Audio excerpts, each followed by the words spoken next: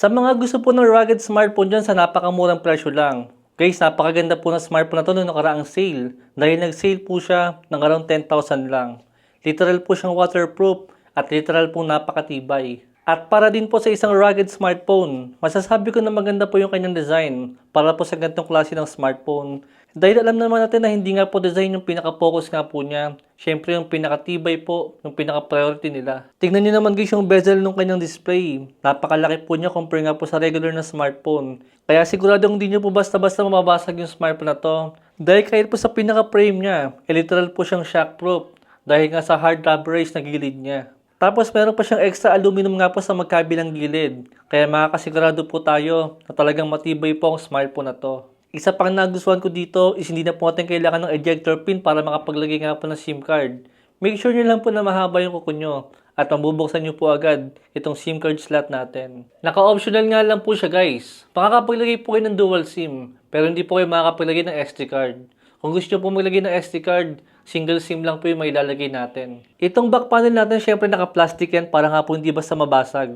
Pero naka-matte texture po siya. Kaya even po dito, is hindi nyo rin po basta-basta magagaskas yung likod niya. Isang nakulangan lang po ako sa may smartphone na to. Sana man lang guys, sinagyan po nila to ng at least 6,000 na battery or 7,000 mAh na battery. Dahil ang battery lang po ng Blackview Fort 5 is meron lang po siyang 5,000 mAh na battery. Ang isang nagustuhan ko po dito guys is maganda yung kanyang speaker. Malakas po siya at malinaw po yung tunog. Para po sa isang smartphone na around 10k nga po na presyo ngayon, I think okay po yung kanyang speaker. Compare po sa ibang smartphone brands na naka-dual speaker nga pero hindi po ganitong kaganda. Meron din po siyang shortcut button dito guys. Pwede po siya ng one click, ng double click, saka ng long press. Depende po sa gusto nyo. Mas gusto ko guys yung ganitong klase ng shortcut dahil yung ibang shortcut po sa ibang smartphone is hindi po gumagana yung one click nila. Dahil kadalasan po, AI pa yung gumagana. Imbis pa yung mga pinaka-shortcut natin. Dito sa may UI, meron tayong Duke OS 5 na naka-Android 16. More on stock Android siya. Wala siyang masyadong bloatware at napaka-smooth lang pong gamitin. Unlike po sa ibang smartphone na medyo mabigat pong gamitin yung skin nila. Tapos marami pang mga bloatware. Bukod nga po sa pagiging matibay ng smartphone na to, syempre meron din po siya mga features na maasahan nga po natin sa ganitong klase ng smartphone na wala po sa mga regular na mga smartphone. Meron siyang air blaster para sa mga appliances natin sa bahay kung sakaling mawawala po yung remote nyo. Sa mga gumagamit ng FM radio, meron din po ang Blackview na to. Pero syempre kailangan po niya ng antena. Meron din siyang tool bag for additional nga po ng mga function dito na hindi rin po natin makikita sa mga regular na mga smartphone. Alam niyo naman kung bakit may ganitong mga klase ng mga features niya si Fort 5. Dahil nga rugged phone siya. Na kahit maibagsak nyo to, dahil kung sakaling ginagamit nyo to ng nagkakarpintero ka or kung nasa labas ka at gusto mo nga ng mga features na yan, at wala kang ganyang klase ng mga tools. Eh guys, meron pong si Fort 5. Magagamit nyo yan. At hindi po kayo kakabahan na masisira po siya agad. Dahil nga po sa napakagandang design niya at napakatibay nga po na build quality. Sa camera, hindi ko rin po in-expect na decent po siya kahit papano para sa isang rugged phone nga po na smartphone. Para sa akin, pasado po yung camera niya. Samahan pa nga ng 108 megapixel na main camera. Tapos meron po siyang 13 megapixel na night vision camera. Ito yung sample ng night vision mode natin. To be honest guys, medyo hindi ako satisfied sa picture quality natin dito. Pero considering na hindi naman camera focus ang smartphone na to, I think hindi na rin po ito masama. Pero bumawi naman po sa may front selfie camera. Dahil meron po siyang 50 megapixel. Dito guys, okay po yung quality natin. Malinaw po siya at detailed din po. Meron siyang Helio G100 nga rin po na processor.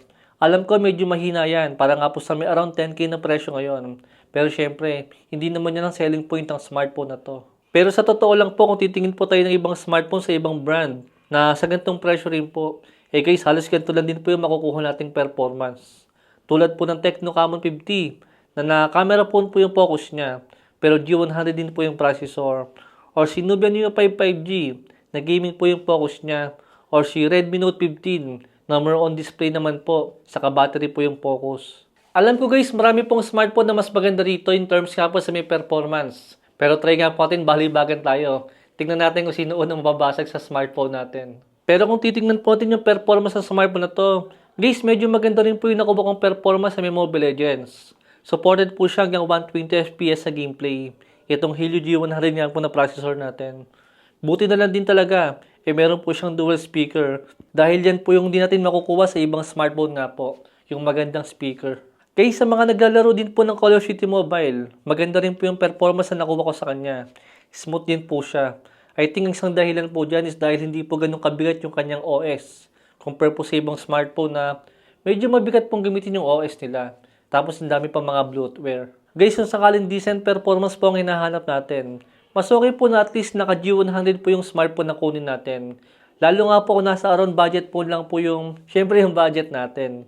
Dahil sa dami ko nga po nagamit rin po ng mga smartphone ngayon, talagang kailangan na po natin ng decent po na processor. Kung Call of Duty Mobile or Mobile Legends po yung lalaruin natin.